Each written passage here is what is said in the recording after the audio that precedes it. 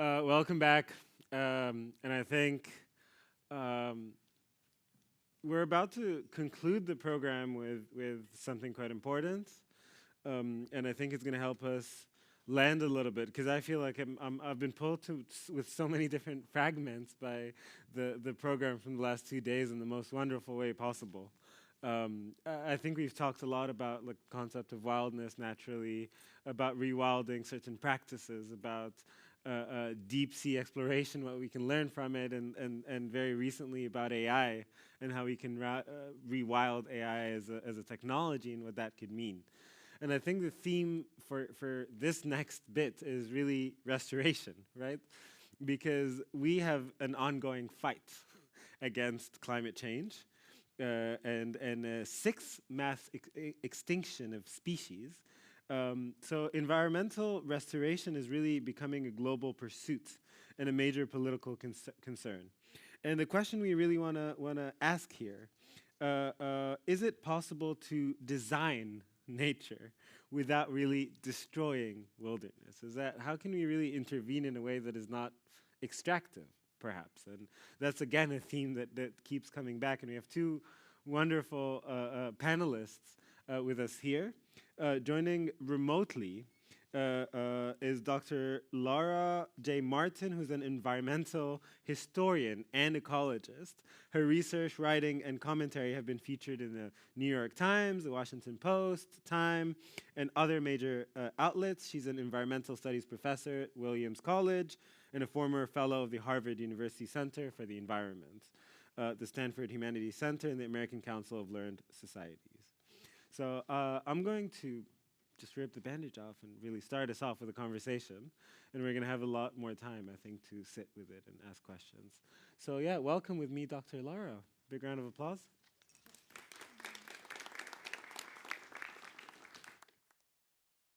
Thank you. Just checking that I can be heard. Yes.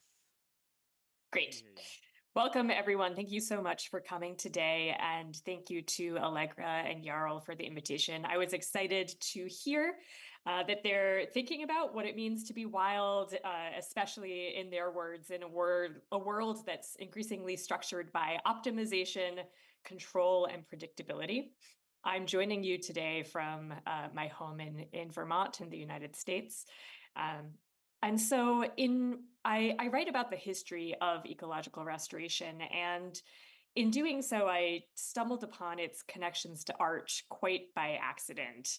I was interested in the politics of restoration, in who gets to decide where ecological restoration projects happen and what should be restoration's goals.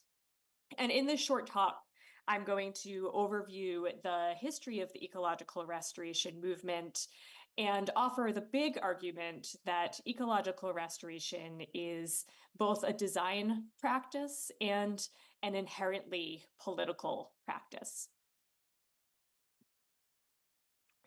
To begin with some context about why we should care about ecological restoration, the question of how to restore biodiversity is one of the most pressing of our century.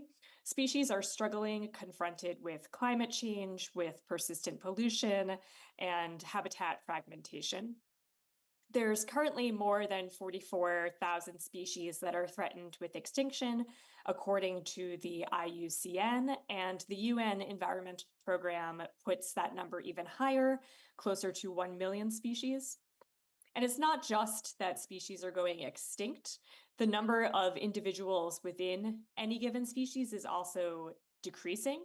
So to give just a few examples, the number of individual trees worldwide has decreased by approximately half since the dawn of agriculture, some 12,000 years ago. And a paper a few years ago estimated that humans have decreased the total weight, the total mass of mammals on Earth by a staggering 85%. So by many metrics, species are struggling. At the same time, the number of human artifacts worldwide is increasing. This is a graphic from a paper in Nature in 2020. And what to take away from this graphic is that in 1900, on the left side of the graph, man-made objects weighed about the equivalent of about 3% of the world's living biomass, so the total dry weight of all plants, animals, fungi, bacteria, archaea, and protists that live on the planet.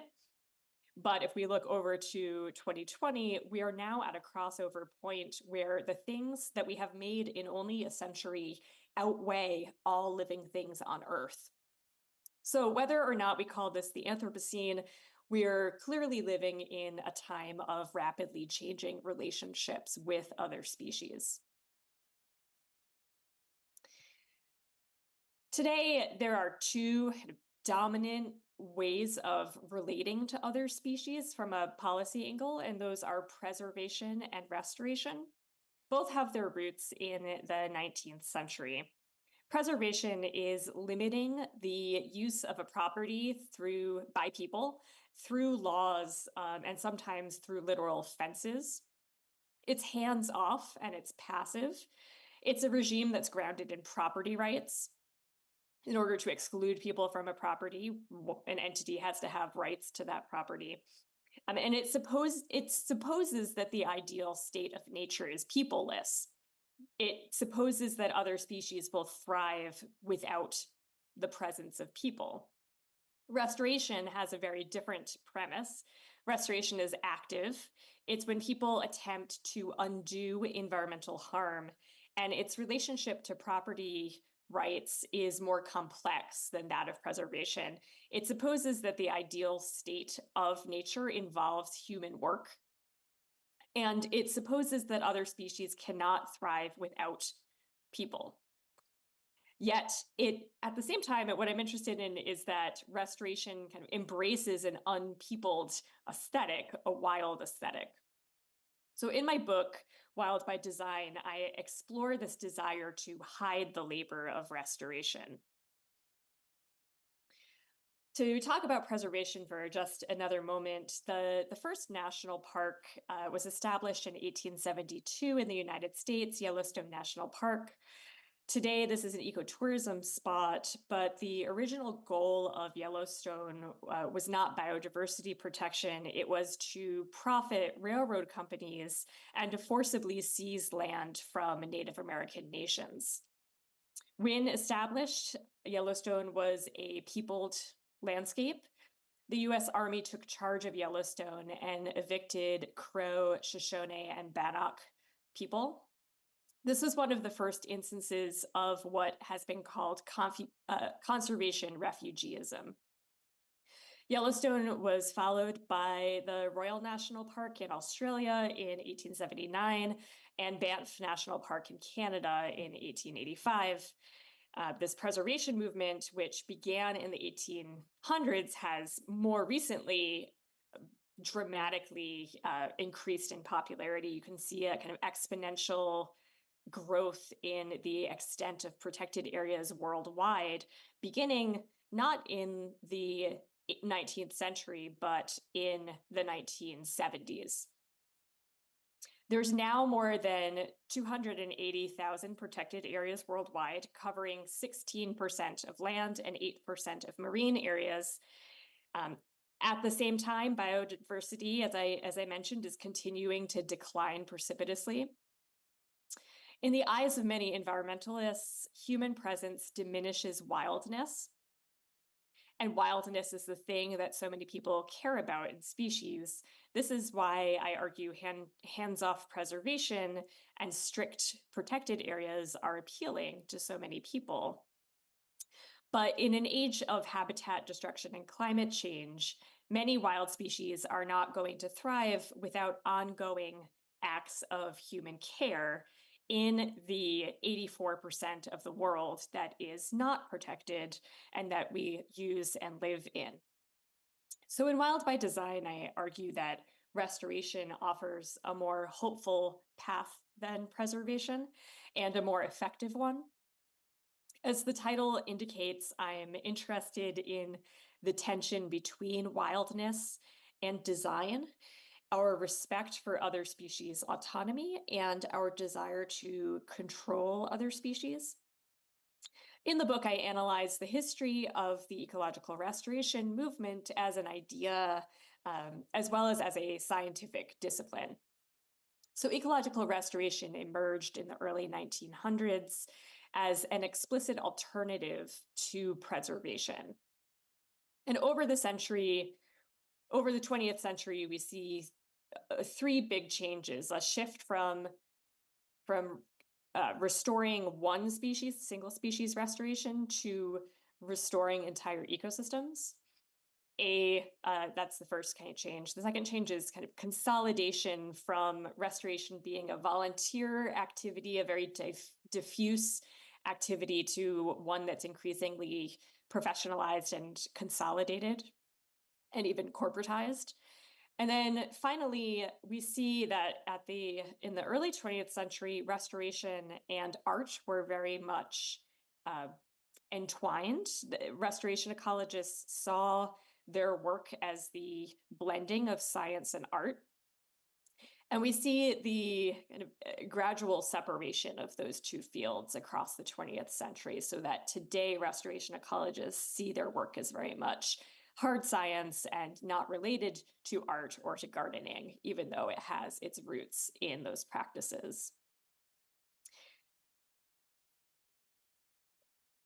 This is just very quickly a timeline, kind of placing on the left the establishment of the first national park in the 1870s. And the time periods I'll be talking about today are the early 20th century. And we could talk in Q&A about the rewilding movement, which emerges in the 1980s and is very much related to the restoration movement, but with some important differences. So the Society for Ecological Restoration currently defines restoration as the process of assisting the recovery of an ecosystem that has been degraded, damaged, or destroyed. And in Wild by Design, I define restoration somewhat differently. I define it as an attempt to co-design nature with non-human collaborators. And again, I'm happy to talk more about that in our discussion, but I see, in looking at very diverse restoration practices, that desire to collaborate or to give other species some autonomy and some space is something that defines restoration as compared to other environmental management practices. One thing that's so interesting about restoration is that it involves so many different techniques and activities. So restoration can involve removing dams to restore connectivity between bodies of water, or burning prairies to stimulate regrowth, breeding endangered species. To give just a few examples in photographs, in the top left photo, a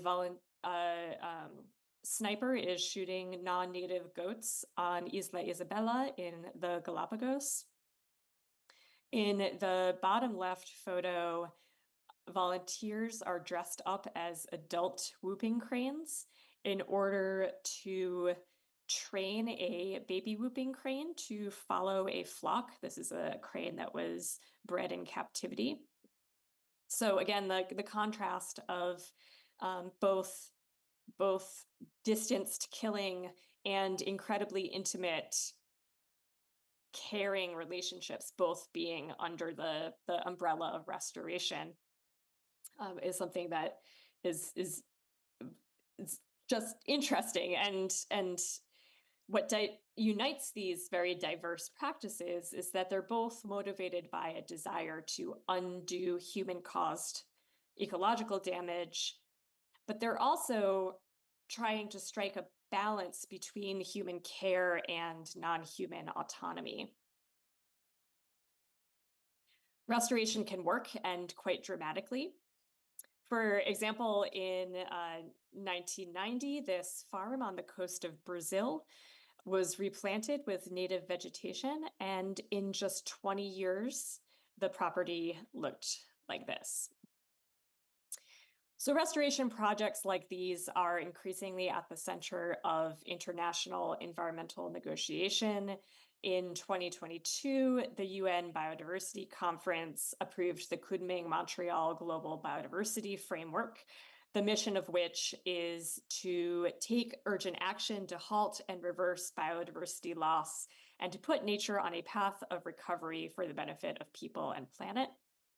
And then this past July, the European Union passed the Restoration Law requiring member states to introduce measures to restore nature on 20% of their land and waters by 2030.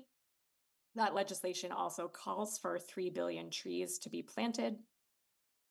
The UN has declared this to be the decade on ecosystem restoration, and governments, NGOs, and private foundations like the Bezos Earth Fund are currently investing billions of dollars in reforestation, in carbon offsetting, and other modes of ecological restoration.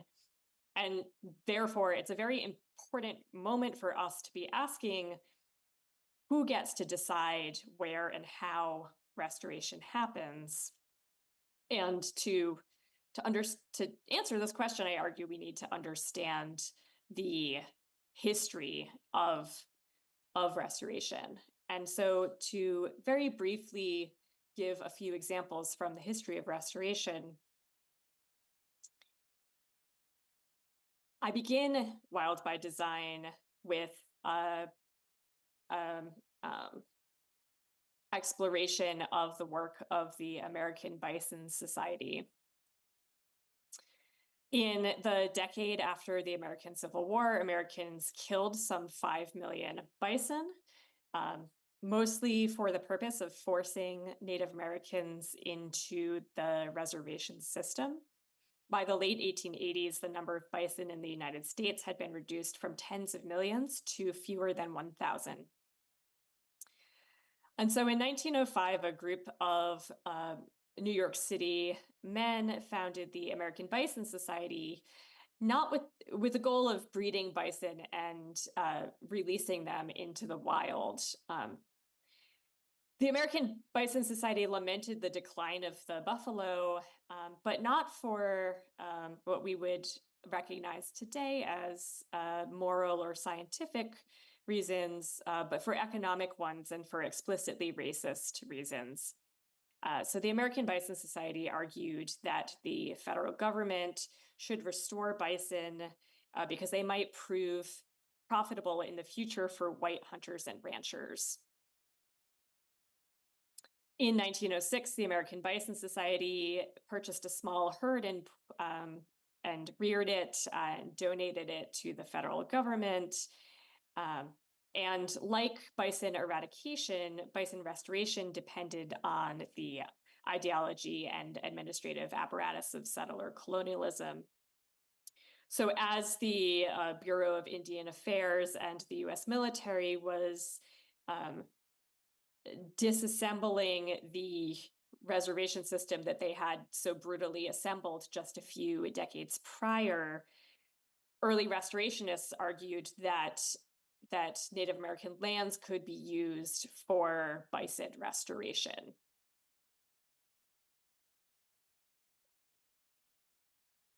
The Kiowa Comanche Reservation was opened to settler settlement in 1901, and in 1907, the American Bison Society established the first wildlife restoration site in the United States on this site. This is still in what is the U.S. Fish and Wildlife Service's National Wildlife Refuge System. Because of the work of the American Bison Society, there are roughly 400,000 bison in North America today, and bison restoration is celebrated as one of the most dramatic examples of successful animal restoration in the world. We often celebrate the decisions of prior generations to protect and restore native animals and plants, but less often do we think about the land on which such restoration happened and how that land became available, who had the authority to set it aside, and consequently who was excluded from it. So to look at a quite different example, the second example I'll briefly mention from the book is that of the Vassar Ecological Laboratory, which I argue was one of the first sites of ecological restoration as opposed to large game restoration. And this was a research site set up by Edith Roberts, one of the first women professors in the United States to teach botany at a college. In setting up the ecological laboratory, Edith Roberts' goals were twofold. First, to establish a facility to train women in the new discipline of ecology. And second, to test whether native plants could be reestablished on degraded soils. So beginning in 1921, Roberts and her students cleared acres and acres of grasses and poison ivy on the Vassar campus, and on it, they planted around 600 species collected from across the northeastern United States, arranging them in different ecological groupings. This work led Roberts to collaborate with a landscape architect, and together they put forward a vision of how science and art could be combined to help native plants thrive while also creating landscapes that were beautiful for people to look at and to enjoy. They argued that a wild aesthetic was achievable through constrained and artful human intervention. The landscape designer would make sure to plant species of different heights and arrange them in a pleasing manner. So they would consider the decorative quality of the species, but they would also consider the climatic requirements of the species and their interactions with other species. So they would be trained in scientific ecology. And then finally, to offer a more recent example from Wild by Design, this is a photograph of biologist George Archibald, who spent 3 years living with a whooping crane and mating with her. Her name was Tex, and George's relationship with Tex began in 1975 when federal biologists sent her to Wisconsin, where Archibald had founded the International Crane Foundation. When Tex arrived to Wisconsin, there were only about 35 whooping cranes left in the world. And the one problem was that nobody knew how to get cranes to mate in captivity. People tried and failed, and as the population continued to decline, people could not figure out how to help. So cranes are incredibly social creatures, and there weren't enough male cranes in captivity to do the elaborate dances that are necessary to shift a female whooping crane into a reproductive state. And so Archibald spent 3 years acting as a male crane with Tex, living with Tex, calling and dancing in the hopes of getting her to shift into a state in which artificial insemination would work. When in 1982, Tex laid a fertilized egg, George Archibald said, "I'm so excited, I feel like a father." And cranes co-parent, they take turns incubating the egg. And so Archibald took his turn every few hours, shifting his sleeping bag over to the nest when Tex left to forage. And the one chick that Tex hatched went on to sire 178 whooping cranes. So that one person's act of very intimate care is arguably why there are whooping cranes in North America today. Today are more eggs produced in captivity than there are birds to raise them. And so volunteers continue to dress up as adult whooping cranes to prevent the baby whooping cranes from imprinting on humans. They wear these costumes, and the people teach the whooping cranes to follow their elders and to follow a flock. These are migratory species. But whooping crane restoration was not without its controversy. In 2001, the international whooping crane team between Canada and the United States attempted to establish a new migratory route using these ultralight aircraft. And this really polarized environmentalists because some saw it as an incredible, inspiring project, a use of technology to try and help the species that was struggling. But others found it to be a real offense to the wildness of whooping cranes. After running the program for a decade, the US federal government decided to stop the program, deeming it too artificial and a threat to the wildness of whooping cranes.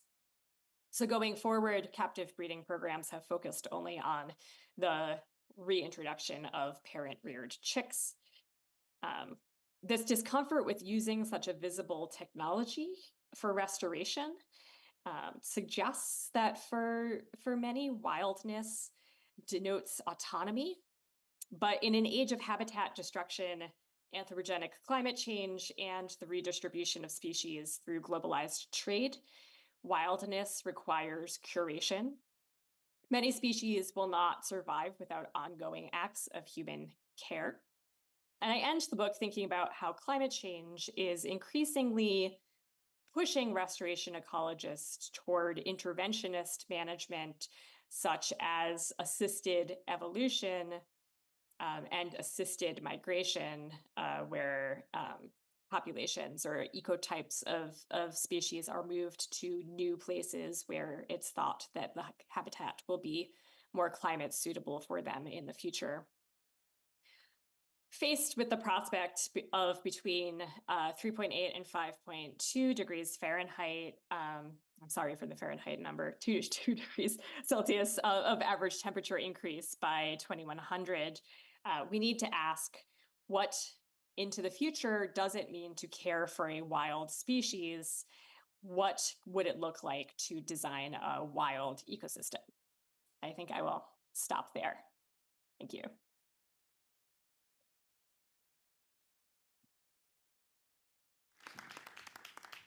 Thank you so much, Professor. And I think this is, I want to thank you for also almost like adding vowels to our words, as kind of we say back home, because we've been talking so much about like wilding and wilding as a practice, and not really going so much into the nitty gritty of like what are the different forms, problematics, and different perspectives on wilding.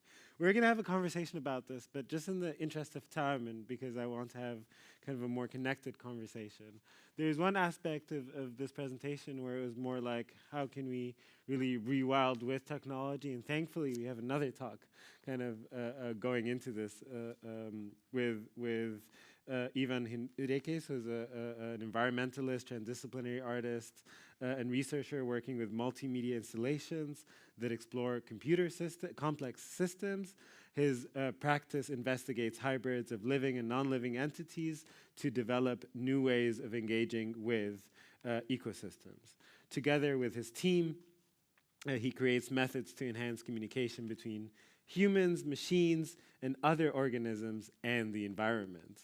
Nature is both an inspiration and a vital force guiding technological development. And I feel here we're often oscillating and kind of dancing between like restoring the wildlife and really working with tech as a methodology to do that. And I feel like this is a really nice coming together of this. So welcome with me on stage, Ivan, and you have the floor. Thanks a lot. Thank you. So actually, I cannot see everybody, but I see. But hello, everybody. Thank you for being here today, and it's a pleasure to be at Fiber again, because actually it's my second time presenting at the same stage, so I have a kind of a flashback of my presentation here. I think it was like maybe 5 years ago or something like that. It was right before the lockdown. And I like the presentation of Laura very much, and especially what you just said, no, because we are oscillating between like nature restoration and also technological development. And yeah, I think it's with the presentation I'm going to do today is a bit provocative of like thinking different ways of working with technology, but also thinking about the environment. So in this first slide, it's just like a panorama of the works that I've been developing the last 15 years. And all these works I've been developing, of course, together with my team, but also with technological institutes and universities like the Biology University in Leiden, the Field University in Amsterdam, Field University in Belgium. And the last row is together with the European Space Agency, where we're thinking like how to restore the atmosphere on planet Earth, but also thinking about terraformation in another planets. So it was an adventure before the lockdown, but with the lockdown, actually, my research went a bit underground. You know, so from Mars, I went directly under the soil, and I'm going to present you like this work, EcoShroom. So EcoShroom is on show now at Zone to Source in Amstel Park, here in Amsterdam until the 22nd of June. So if any of you have time to check the exhibition, please do so.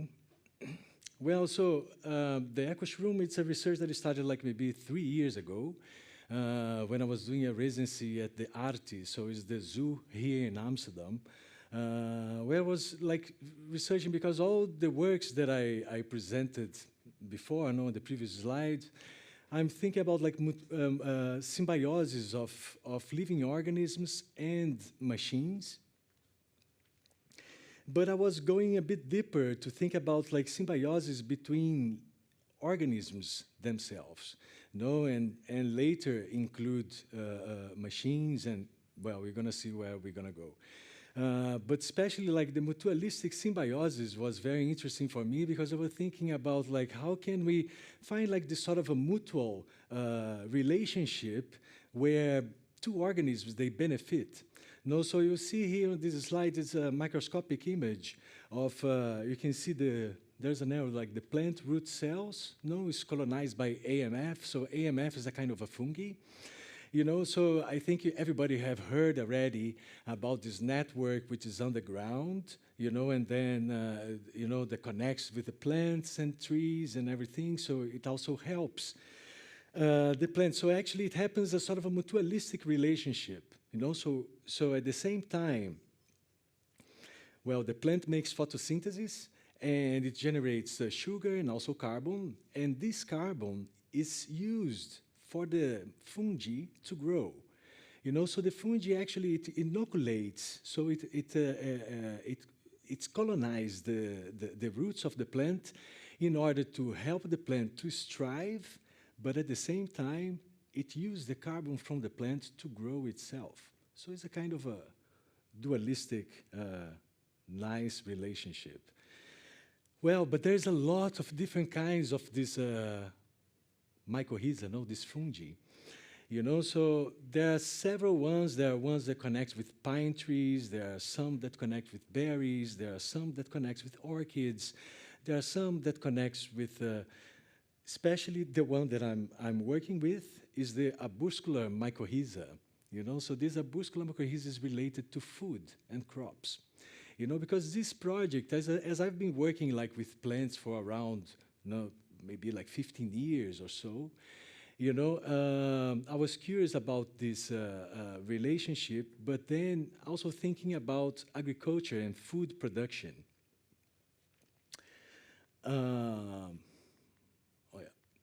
So you can see in this slide here, you can see like two tomato plants. So one has like a bigger root system, and the other one is a bit smaller. So the smaller one is without the arbuscular mycorrhiza, and the other one is with arbuscular mycorrhiza. So it kind of extends the roots of the plants in order to get more nutrients and water for its own survival. You know? So there's this kind of exchange happening. Another thing which is kind of relevant is because the quality of food that we have today is much less, we have much less quality than before, no? Because agriculture today focus on high production and making like more and more fruits to feed all these mouths in the world. But in the other way, we've been losing like the amount of nutrients from from the food that we eat throughout these decades, and also the use of synthetic fertilizers, which also like it's not beneficial for us and also for another life forms. So that's why I think like the mycorrhiza is a pretty important organism, because it actually like collects like natural nutrients and water from the environment in order to boost the plant life, no? So this is an image of a scientist that I work with, is Vasilis Kokoris from the Free University in Amsterdam, and this is a electroscopic image from microscope of this mycorrhiza. And also you see like this circle in the middle is like where the spores are, you know, so these are clothes and then it connects with the plant. So you see like all these colorful lines is a touch of art that the scientists had, because actually this is, these organisms, they are almost transparent, no? Like they are just brownish, transparent, translucent. You know, but here I'm going to explain to you a bit further how this actually works. So you have like the plants, and if I zoom in, you see like this pink line would be like the mycorrhiza. And here's how the mycorrhiza colonize the plants, no? So you see the arbuscular mycorrhiza colonizing the cell of the plant. So you're like in a cell level. But one of the things that I find very interesting is that, you know, in order for me also to move, blink my eyes, move my arms, there are like electrical impulses inside of my body. The same thing that happens with the plants. So they also use electrical impulses in order for the food to go through the steam and to irrigate all the plant, and also the mycorrhiza. You know, so, and this is also like super interesting, because we think like plants are in a lower, in the lower part of the pyramid because they don't move. But if you see, this is in real time. This is happening underground. These are the filaments of the mycorrhiza, and one is like getting the carbon on the left, the white image. You know, you can see is collecting carbon not only like from the plants, but also collect carbon from the environment. And on the right, you can see like the flow of nutrients that the mycorrhiza is giving to the plant and making this kind of exchange. But yeah, so then after this research, this beginning of this research at the zoo in Amsterdam, actually I was working closely with Micropia, which is this fantastic museum that they have there about microorganisms. I was selected one of the artists to work with architecture offices. So one of the architecture offices that I was more close to was Carlo Ratti Associati, which is based in Torino. And well, actually, like he's one of the main curator of the Venice Architecture Biennale, which is running now. And we had like this sort of a conversation of how can we bring food back to cities, but using artificial intelligence. No, so we had like to face also discussing about like these food challenges, but thinking about like how can we implement artificial intelligence on the growth of food to bring more nutritious back to cities. No, so that would be like an idea of mixing architecture with fungi and plant intelligence. Because what I'm working for around like all these past 15 years, I've been researching about like electrical impulses of plants. And later, like this research have been evolving where you have like the minimal lab now in Murcia, in Spain, where it's completely dedicated for plant intelligence. You know, because at the same time, so how can we find like this sort of intelligence if who asks the food first? Is the plant that asks, mycorrhiza, can you give me some water? Or is the mycorrhiza who actually say, hey, I have some nutrients for you. Would you like that? You know, so this is a kind of this kind of conversation that I would like to tap in. You know, but how could I tap in? I'm going to explain you later on. But then comes like this fundamental question, you know, like to develop this project. What if the symbiosis of plants and fungi could be the brain of an architecture? Because with Carlo Ratti, they were thinking about like farm scrapers, because, well, this is one of the ways that the things are going with architecture, or with architecture and agronomy. No, like to create like these buildings where you have like hydroponic food, where you're cultivating like this food. But then I was thinking like, what would be the best actually? Who would know best to feed themselves? Apart, could only be the plants. No, so the plants, they would know when actually they would need some food. The mycorrhiza the same. And also, like, especially with all these intelligent buildings, you know, like how could be like a building that is guided by plant intelligence? So what I'm proposing with EcoShroom is a shift, no, like from extractive systems of coevolutionary from extractive systems to coevolutionary architectures, where the intelligence of cities and buildings emerge from the living symbiosis of plants, fungi, and humans. You know, because there is one thing that I kind of forgot to say, but I'm going to say it now.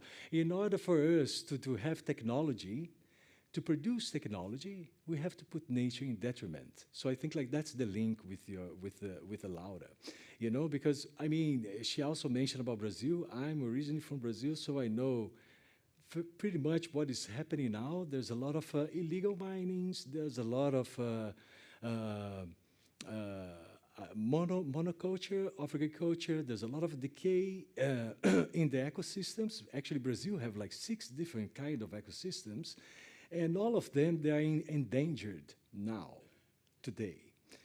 You know, so I think in a way of making like this, combining machines with living creatures, maybe we can have like a living technology.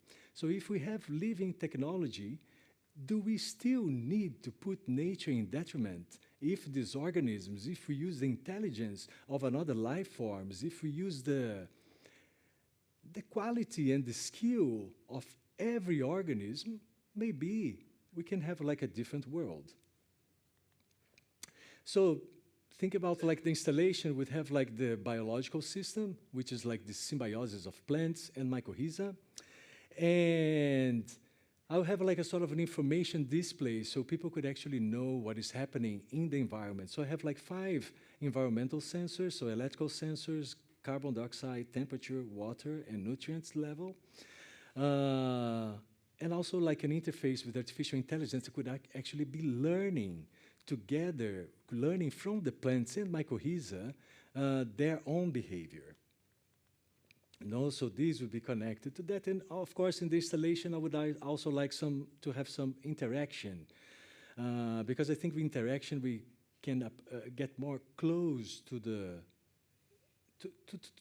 artwork which is being shown. No, so then you have like also a water container and a compost container. You know, because the idea was like, what if these electrical signals of the plants, they are connected to the electrical system of a building? No, so the plants could actually change the light, they could change the temperature, they could change the humidity in the air for their own benefit, but also for ourselves. No, once we have like this co-interaction with the plants.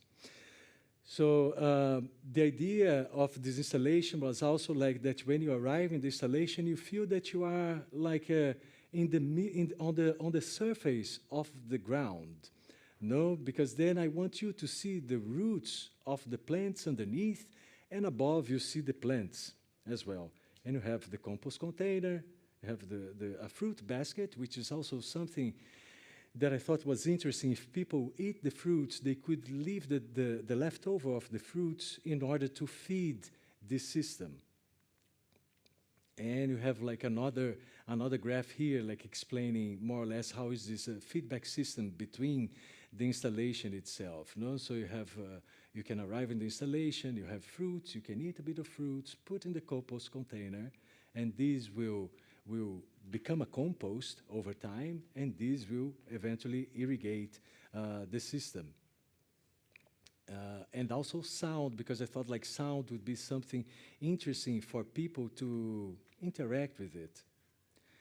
No, so that would be like really like a sort of a symbiosis between humans, plants, fungi, machines, and architecture. And in order for me to do that, well, there's a couple of sensors that I was using. So you have like a humidity and temperature sensor. You have a data logger to keep all this information. Of course, a connector to connect everything. And you have electrical sensors, which are measuring this very tiny electrical current from the plants and mycorrhiza. And moisture sensor and an ambient light. No? So all of this connected also with the carbon dioxide, all of this connected would be also measuring environmental activities, but at the same time, the electrical signals, you know, the sensor to have the electrical signals would be like in different parts of the plant. So you have on the branch, also the ground on the soil. You have another one where the mycorrhiza is connected with the roots of the plant, and another one underneath where you also have the mycorrhiza could be growing there. You know, but also in order to do all of this, I did some tests during like 5 weeks with several laboratories, you know, like trying to analyze all these experiments that I was doing, you know, because like in 5 weeks, there was like 5 sensors, so each time there was a difference of every kind of environmental change, no? So one time would be like high temperature, another time would be like a drought of water, another time would be like with more carbon dioxide. So actually training or no, analyzing like what would be the behavior of the plant with all these environmental changes. No, so the idea is really like that we could, from all this data, we could be training like an artificial intelligence, but making this sort of analysis between the electrical signals of the plants and what is happening on the environment. No? So together with the artificial intelligence to train that. And well, so we had to build a sort of artificial intelligence meant for the plants, actually. You know, so you have like these biotic systems where you have like all these living organisms, and you have like the external factors which are just changing the environment all the time, and you have like all these sensors collecting all these data sets, and these will be processed, and then later for the machine learning, and then possibly in the future we can have like some predictions of what could actually they want. No, so the idea also was like when I was designing this installation, we were thinking about like how can we make like responses from the sound and visual. So we started to think about the behavior like an organism, no, like an organism that have like they have a combination of plants and mycorrhiza, but there is also all these sensors which are changing the state of the plant, no? And so I had to also think about like 14 different kind of sounds that represent all these sensors, like with a high temperature, low temperature, because that would be a way that when you get to the exhibition, you could also like try to grasp what is happening on the system apart from the information display. So that's how the installation became. On the left, you have the compost container. On the center, you have the screen, but also on the back, because of the background, well, it's a glass house. But you have like this combination of plants, and you have these tubes underneath with the roots of the plants and the mycorrhiza and the water container. And here's like where the setup, how the setup is. So you have also like speakers, and you have like tomatoes. It gave tomatoes. It gave already some peppers. Today I went there was some strawberries. So the system is kind of responding, and these are some images of the details of the installation. So that's kind of the sound that is playing. So, I mean, there's never the same sound, because the sound changes according to the variation of electrical signals of plants and mycorrhiza, but also the sound changes when there's like a high humidity or low humidity, but this is the first, so that's the name of this exhibition is EcoShroom version 01, which is the first version of this learning machine. It's still like a baby, that's like learning with the plants and mycorrhiza through the electrical impulses, but also collecting data from the environment. So in the installation, you can, with the screen, the screen is a bit more scientific based, so you can have like these all these sensors, signals, and the electrical signals. You can change the light, and you can also give some water, just pressing this screen, because it becomes a sort of a feedback loop. If there's a certain kind of light, this light affects us, but also affects the plant, So unfortunately, in this installation, I couldn't hook in the electrical system of the building, because we were trying. There was a problem with the rebente in Amsterdam. There was became a really big thing, So I said, okay, so let's make it independent. Maybe in the version 2, we can really hack a building with the electrical impulses of plants and fungi. So yeah, I have to finish with this. With the sentence, making world is not limited to humans, from Anat Singh, the mushroom at the end of the world. So, thank you, everyone. Ivan, thank you so much. I'm going to invite you to the couch. Yeah, sure.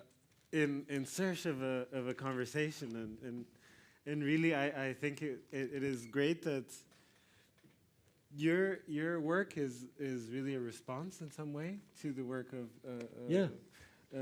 Dr. Laura, and I think she's also going to join us in this conversation. Oh, online. Which is pretty big there. Towering over us. Thank you both for kind of this. To me, again, it's kind of adding vowels to the words we've been speaking out to the past 2 days. And I actually want to ask,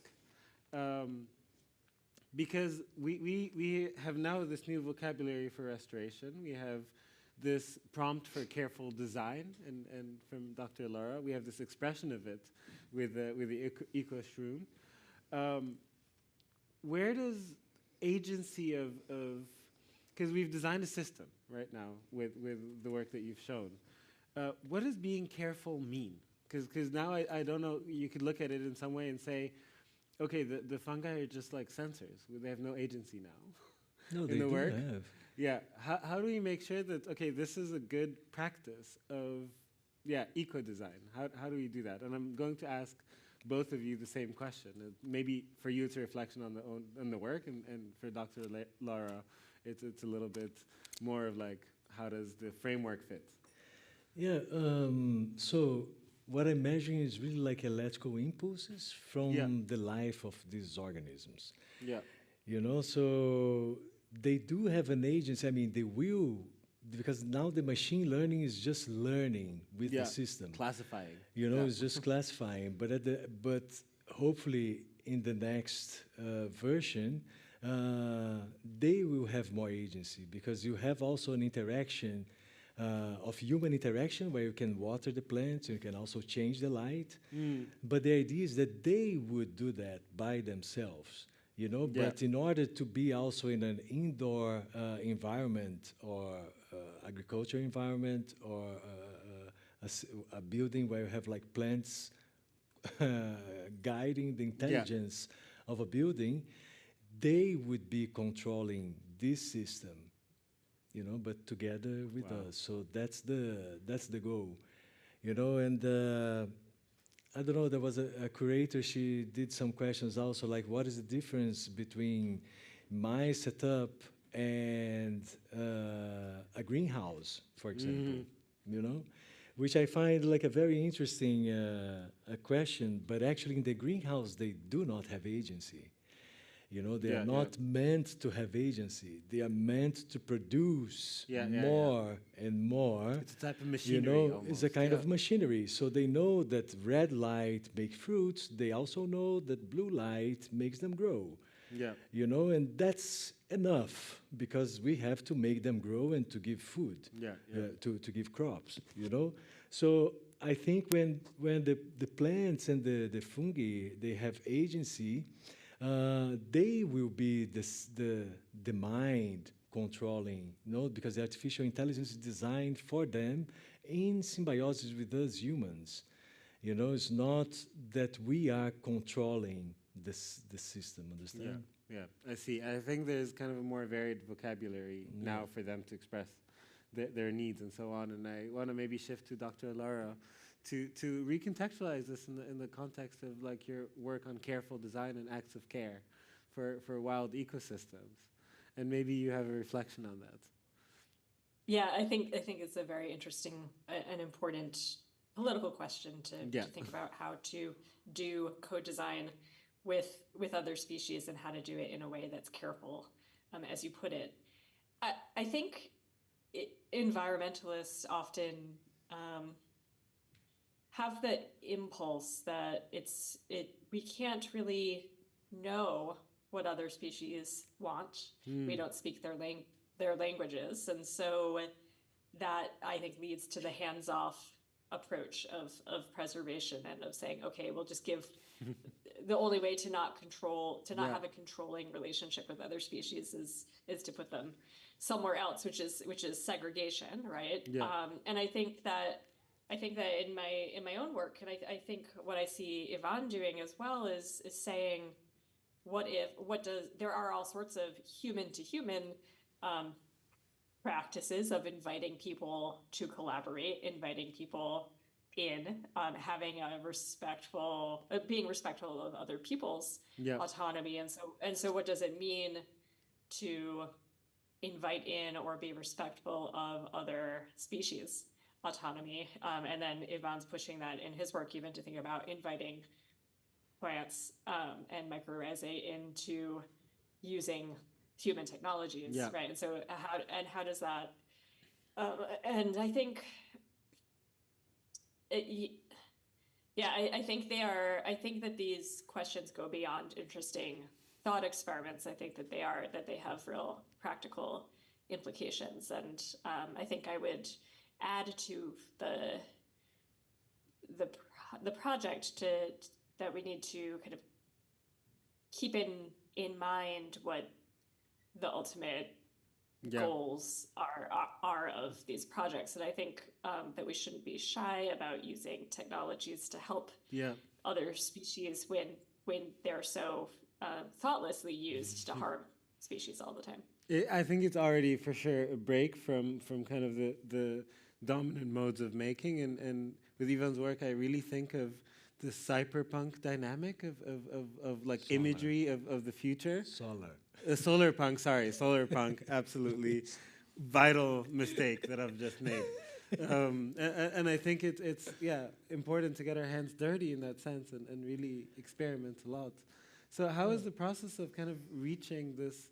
Because there's a lot of transdisciplinary knowledge that goes into it, of like AI, architecture, looking at mycelium networks and fungi, electrical signals. Can you maybe tell us a little bit more about the pain points and the joy of moving across these disciplinary lines to create such work?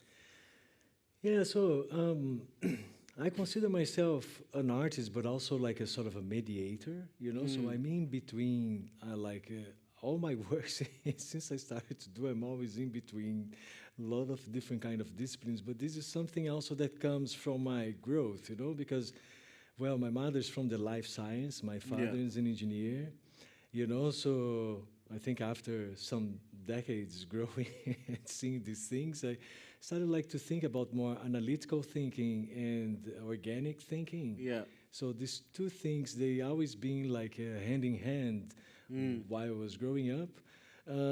But at the same time, I'm a very curious guy, you know. Like I always want to know more, and especially like thinking about the environment, you know, because I see that, you know, I just saw a video this morning saying that a woman from Brazil, she was complaining about the river that disappeared, you know, and then she started like to talk, and actually Coca-Cola bought a water reservoir close to where this river was, and it was deviating water, and then the river simply dried out, you know. So there is this force that Laura is putting on, which is just like preservation, you know, restoration. But there's another force, which is like economical force, which is like technological development, that we have to think in different ways how we're going to tackle that, you know, because it's actually a negative feedback loop. You know, what we do is just a negative feedback loop to the environment, you know, and we arrive in a moment that we have to really to think, oh yeah, actually we need the environment to survive. You know, so I think we have to start to think about how technology is being developed, you know, how how is our intimacy with nature, and especially one thing is that we are not only human cells, we are bacteria, we are fungi, we are microalgae, you know, we are holobiont. You know, there's a cloud of microorganisms around me, around you, around everybody here, you know, and we have to come close to them and embrace them, not think that they are, well, what is human in the end? No, but like also like approaching these organisms and putting them in our design, you know, especially with artificial intelligence, has to be even more democratic where it is today, which I don't think is that democratic, but we have to include not only different kind of humans, but also different kind of species. Yeah, I want to hang on to that thought, but before we go a little bit deeper into that, I have a provocation that I'll also maybe leave a little bit towards the end, but I think now, again, I want to shift the focus back to the audience. If there's questions to either of our speakers, thoughts, words of praise are also okay. And I cannot see, but are there any? Yeah, there's a question in the middle. Yeah. I was wondering about the problem that you very shortly mentioned with the gemeente of Amsterdam. Gemeente. Yeah, with the commune. You're from the gemeente. No, not at all. Please. No, but I'm especially interested in where it can become a political thing, because I kind of sense that maybe there something went wrong, because it was about maybe providing your own electricity, which could mean that you're not relying on some companies outside of the grid. Yeah, exactly. Yeah. So if you could just tell us something more about what went wrong. Or so, I mean, you know, I'm talking about like plants hacking a building, which is already something weird, you know, but the thing with the gemeente was that, I mean, the place where the work is being exhibited now, it's, I'm not sure from which decade it is, but, you know, the electrical plan of that building have been changed quite a lot. You know, so if you look to the electrical panel and if you look to the wires, which are a bit hidden on the building, it's very complex. So I asked, no, like for the gemeente, together with the curator, if we could have like the electrical plan of the building, but it's inexistent. You know, so the opening was getting closer, and we had to even like hire an electrician to make the new electrical map of the building, because the curator was pretty open. You know, I also is like the second exhibition I did there. So the before that one was 11 years ago, and it was with a machine that makes synthetic photosynthesis. So it's a floating machine. So I created a pool of 8 meters on the gallery, but just to saying that the curator is really up for this kind of challenges, you know. But unfortunately, this didn't went together with the, you know, to have access to the electrical circuit. But it will be. I really want. Is there perhaps another final question? Maybe at the bottom here? Someone had a hand raised.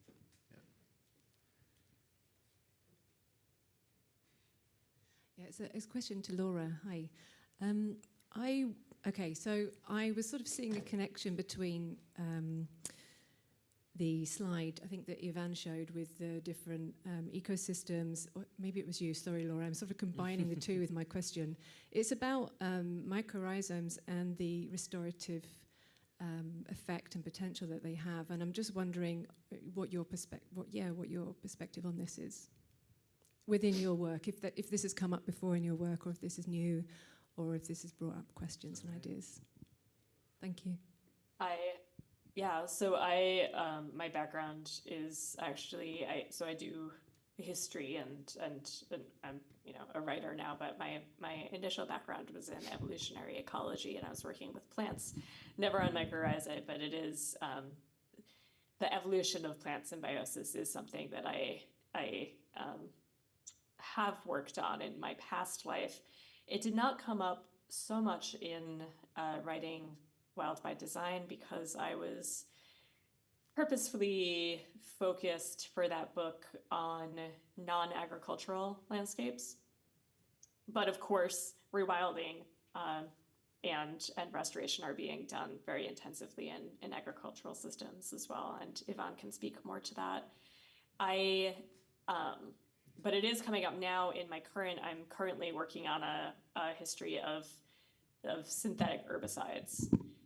And their kind of how they were developed by Britain and the United States in kind of wartime, and what their kind of global ecological consequences have been. Again, mostly thinking about animal and plant health, but soil health is also definitely a part of that. Yeah, thanks. Yeah, it just reminded me, it was specifically on the pine trees. And Ivan, you can explain the mycorrhiza for that, but it was something like rise. And then I saw there was the ferns were one of the endangered species, and I was wondering that's where I made the connection. So between the pine trees and the ferns, fir trees. Anyway, I clarify my point, hopefully. Yeah. I unfortunately have to be a little bit mindful of the time here, because we have to evacuate the building in a little bit.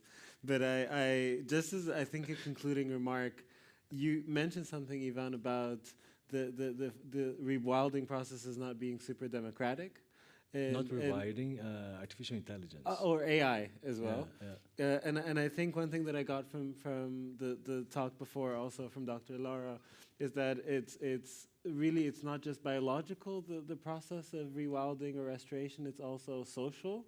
And how do we make it truly communal and truly a collective act of care, rather than also like a personal one? Because there's a lot of beautiful glimmers of hope of how these species are being restored, of how these projects are allowed to kind of proliferate. And I think maybe my call is and takeaway from this is that, okay, there's beautiful things happening. How do we make them democratic? How do we tap into new modes of rewilding and restoration? And with that, I would like to thank you both for such beautiful talks and insightful journeys. So thanks a lot, and Thank a you. big round of applause, I think.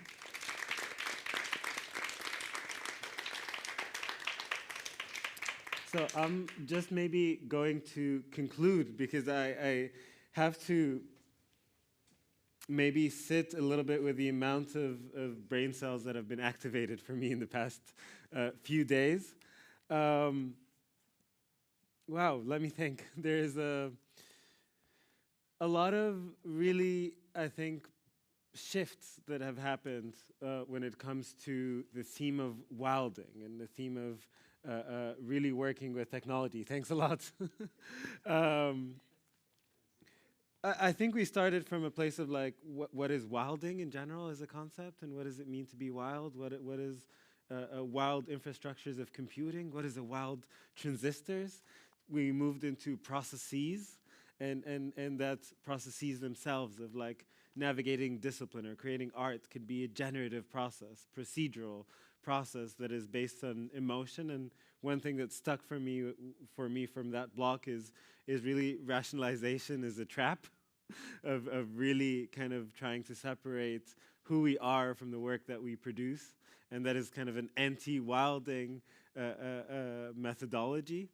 And then we also went into a really kind of deep exploration of the sea and deep sea creatures as these kind of like weird, eerie creatures, and how we can embrace xenophilia, right? The love of the unknown into our work, and how I think, as we mentioned also now, that it's very social. Our perspective of these weird, wild things informed how we interact and care for them.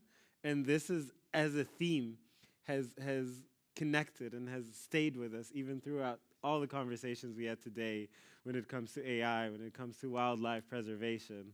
So there's a lot that has stayed with me from these talks, and I hope it has with you too. And I hope this conversation will continue, and that somehow we can reflect on these really, I think, urgent processes and urgent thoughts, especially in a time where we're expected as people to produce so much in such optimized, binary ways of thinking. And I see in my circles a lot of disenchantment. And I think rewilding as an act of care, communal care, can really be a way of countering that our hands are not maybe tied in the end. So we're going to have to leave real soon. I don't know if Jarl, you want to share some words? It's been done. But at 7, Navid is not performing here, but I think at the Orgel Park. And then there's going to be other shows here at the same place. So yeah, this is a comma, not a full stop. Thanks a lot for being here.